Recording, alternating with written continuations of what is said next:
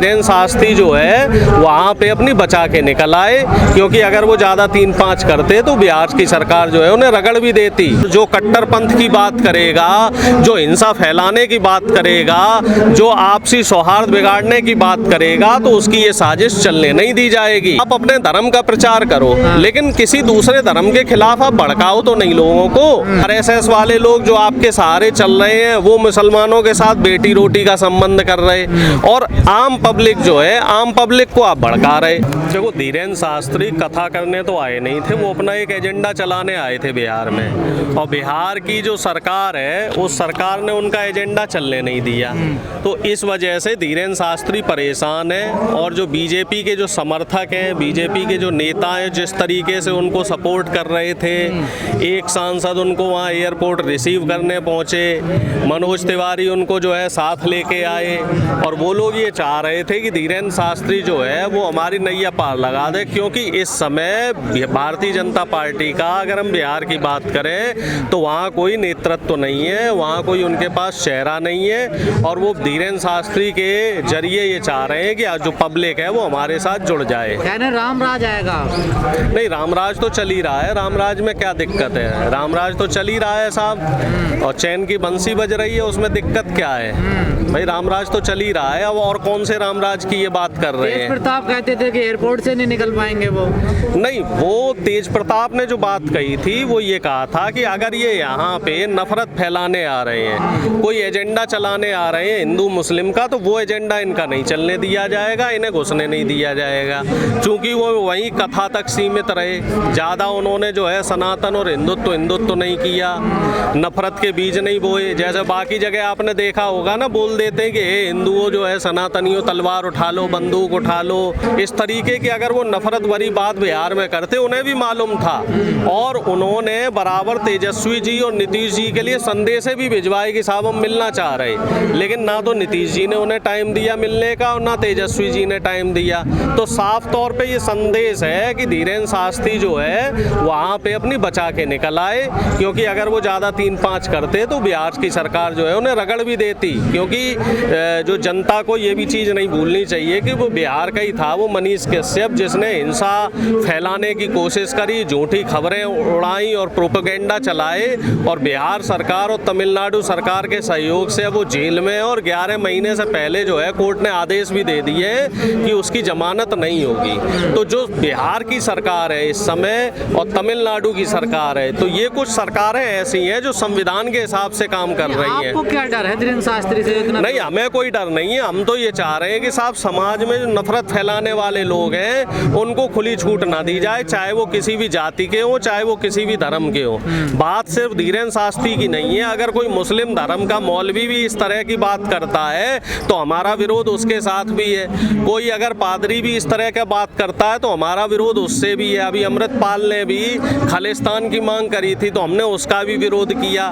देखो, देश हमारा जो है साहब वो संविधान से चलेगा, लोकतंत्र से चलेगा, और जो कट्टरपंथ की बात करेगा, जो हिंसा फैलाने की बात करेगा, जो आपसी सौहार्द बिगाड़ने की बात करेगा, तो उसकी ये साजिश चलने नहीं दी जाएगी। सौहार्द बिगाड़ने हैं क्या ये? निश्चित तौर पे। और ये क्या है, जो धीरेन्द्र शास्त्री जो है जगह जगह जाके जो अपनी कथाएं कहता है, और कथाओं में जो है सनातनियों को बोलता है सनातनियों इकट्ठे हो जाओ और जो है तलवारें उठा लो और बुलडोजर उठा लो। जब दिल्ली में आप देख रहे थे, दिल्ली में बुलडोजर चल रहा था, तो उस समय धीरेन्द्र शास्त्री क्या कह रहा था कि साहब तलवार उठा लो। नहीं, धर्म का प्रचार सिर्फ धर्म तक होना चाहिए। आप ये बताइए, धीरेन्द्र शास्त्री के बारे में जब इंडिया टीवी में एक इंटरव्यू हुआ तो उसमें ये बताया कि अपनी बहन की तो शादी इसने किसी मुसलमान से करवा रखी है। मुसलमान के सहयोग से हुई है, किसी मुसलमान से नहीं। भाई जो भी है, सहयोग से हुई, जो भी हुई, और अब तुम मुसलमान से लड़ने की बात कर रहे हो। तो इस तरह का जो समाज में एक गलत संदेश आप क्यों दे रहे हो?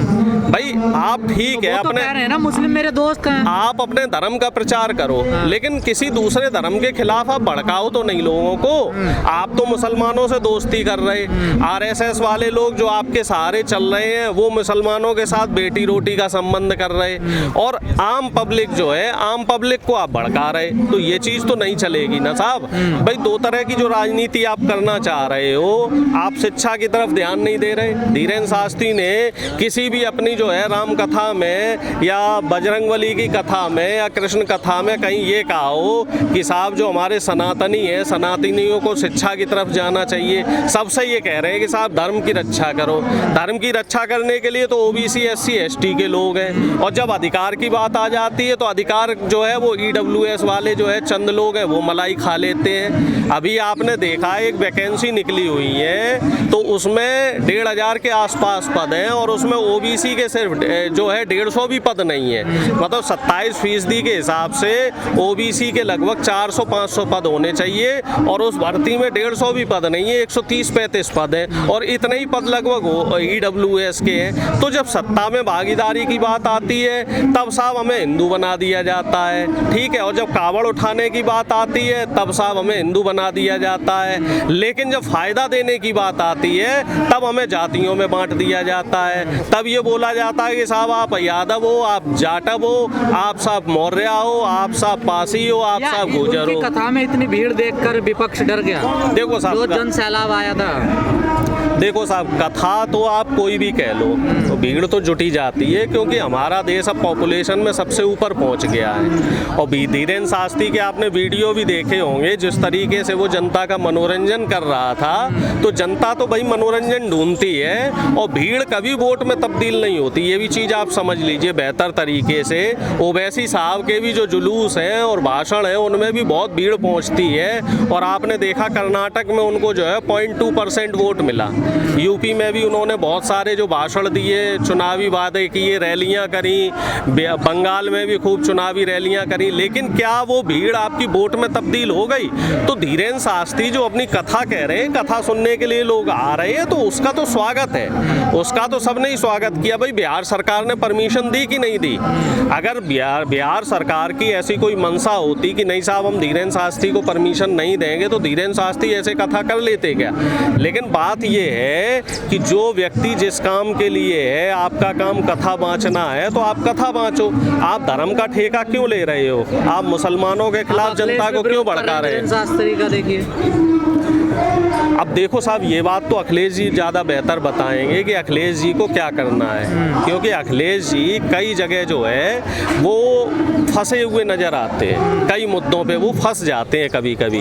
अब जैसे मनु स्मृति वाली बात आई थी, तुलसीदास वाली बात आई थी, तो उनका स्टैंड क्लियर लगा कि साहब जो कहीं ना कहीं जो रामचरितमानस है उसमें जाति सूचक टिप्पणियाँ की गई हैं, और जाति में जो बांटा गया है समाज को, शूद्र और दलित और इस तरीके से ब्राह्मण, तो वहाँ उनका स्टैंड नज़र आया। लेकिन कई जगह ऐसा हो जाता है जब वो जाते हैं कहीं, और कहीं जाके परशुराम की जो है वो कहते हैं कि साहब हम यहाँ मूर्ति लगाएंगे, या कहीं जाके किसी और उस पर इस तरीके का जो है कभी जो ये बयान दे देते हैं, तो वो अभी थोड़ा सा कन्फ्यूज़न में है। तो उनका उनका जो है कन्फ्यूज़न वो थोड़ा सा उनको क्लियर करना पड़ेगा, जिस तरीके से तेजस्वी जी का क्लियर है। तेजस्वी जी जो पाखंड है उसमें भरोसा नहीं करते। तेजस्वी जी शिक्षा की दिशा में काम कर रहे, स्वास्थ्य की दिशा में काम कर रहे, रोजगार की दिशा में काम कर रहे। उनका स्टैंड क्लियर है कि जनता को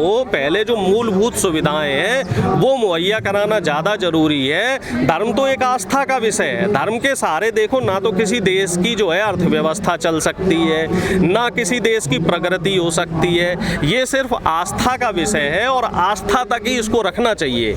अगर किसी देश को तरक्की करनी है तो उस तरक्की का रास्ता आपका शिक्षा, स्वास्थ्य और रोजगार से होके निकलता है, टेक्नोलॉजी से होके निकलता है। जो धर्म है, धर्म आदमी को, धर्म में जैसे आप ज़्यादा कट्टरता लेके आएंगे तो वो आपको पीछे की तरफ धकेलेगा। नहीं लगते धीरेन्द्र शास्त्री में कोई चमत्कार? भाई अगर इतने बड़े चमत्कारी होते तो वो तमाम ऐसी चीज़ें रही, जब उनका भाई गिरफ्तार हुआ तो वो अपना चमत्कार नहीं दिखा पाए, और जो उनके बागेश्वर धाम में जो पहले दिन जो उनकी बिहार में कथा हुई तो कई आदमी उनकी कथा में गर्मी की वजह से बेहोश हो गए, तो वहाँ वो चमत्कार नहीं दिखा पाए। ये सिर्फ और सिर्फ पाखंड फैला रहे हैं जाति के नाम पे, धर्म के नाम पे, और लोगों को मूर्ख बनाने का काम करते हैं, लोगों की भावनाओं के साथ खिलवाड़ करने का काम करते हैं। अब जो व्यक्ति शिक्षित है वो तो इन चीज़ों को समझ रहा है, लेकिन जहाँ शिक्षा का अभाव है, तो जहाँ धार्मिक आडंबर ज़्यादा हैं, तो वो लोग बेचारे बेचारे इस बात को नहीं समझ पाते हैं और कहीं ना कहीं जो ये ढोंगी पाखंडी लोग हैं वो इसी चीज़ का फ़ायदा उठा रहे हैं और इसी के नाम पे जो है अपनी दुकानें चला रहे हैं।